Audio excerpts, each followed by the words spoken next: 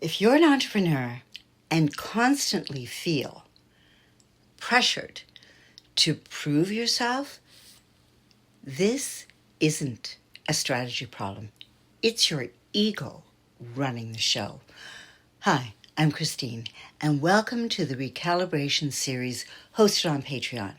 Today, we're going a little deeper into ego versus consciousness and how it may be quietly driving your decisions, your stress, and even your results in business.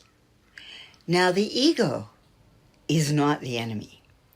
It was designed to protect you, to help you survive, to build, to create, to achieve as an entrepreneur.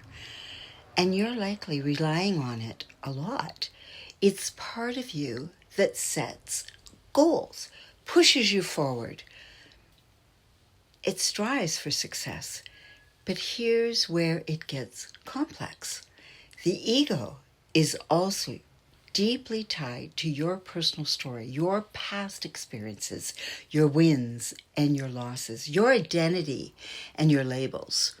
It's attached to things like who you are in the world, how you're perceived, and what you've achieved, and what you still feel needs to prove for you. And from that place, it creates pressure. You may notice it showing up as a fear to fail, that you're micromanaging or needing things to look a certain way to feel that it's successful, that it's perfect. And that's exhausting because when ego leads, you're often reacting to life rather than responding to it.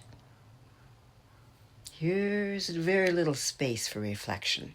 You're just constantly in motion. You're driven by what if I lose? What if I'm not good enough? Let me give you a personal snippet of an example. I grew up in the restaurant industry with a very strong European hand and background. And back then, criticism was not something that you questioned. You didn't talk about it. You just did what you were told. But it felt very personal because you never really talked it out. And if someone criticized the cook, it wasn't just about the food. It felt like it was about you personally because, you poured your heart and soul into it. You gave it your all. You gave it effort. It was part of you. It's your identity. It's your pride. It's your effort.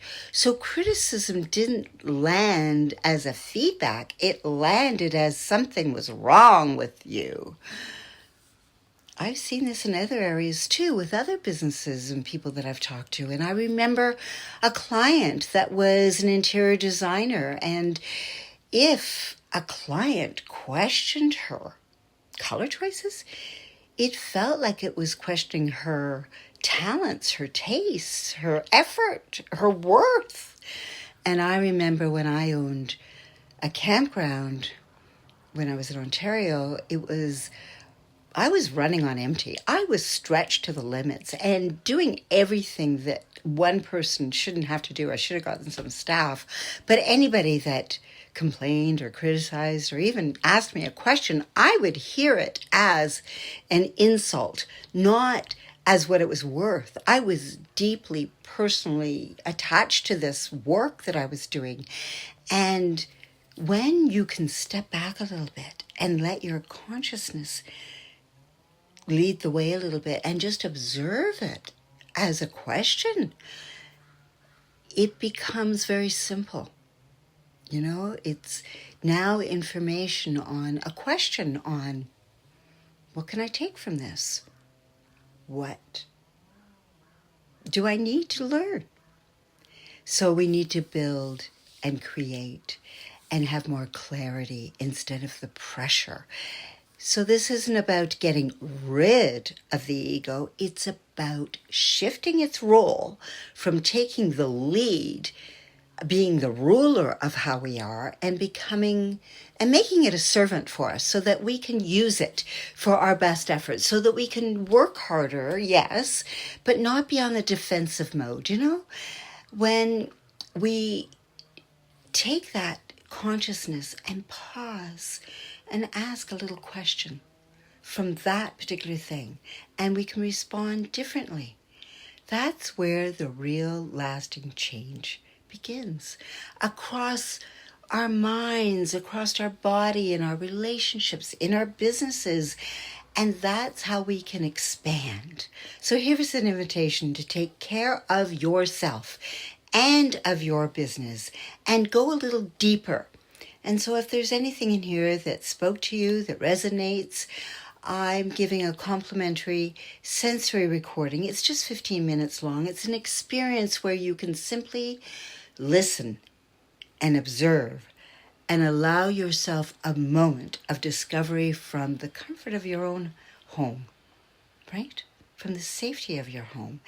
And if you're feeling ready to improve how you show up in your world, in your relationships, your work, then it's the direction of your life.